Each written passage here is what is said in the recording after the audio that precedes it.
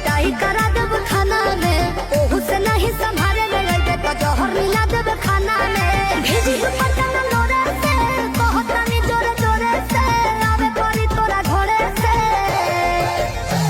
बर्बादी होई बाकी शादी होई मोर तोरे से। बर्बादी होई बाकी शादी होई मोर तोरे से।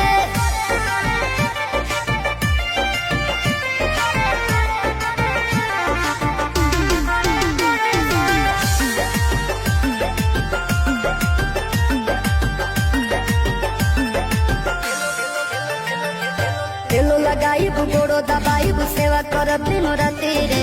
एने ओने मुँह मरब जदी तो कूद के तुरब छाती रे।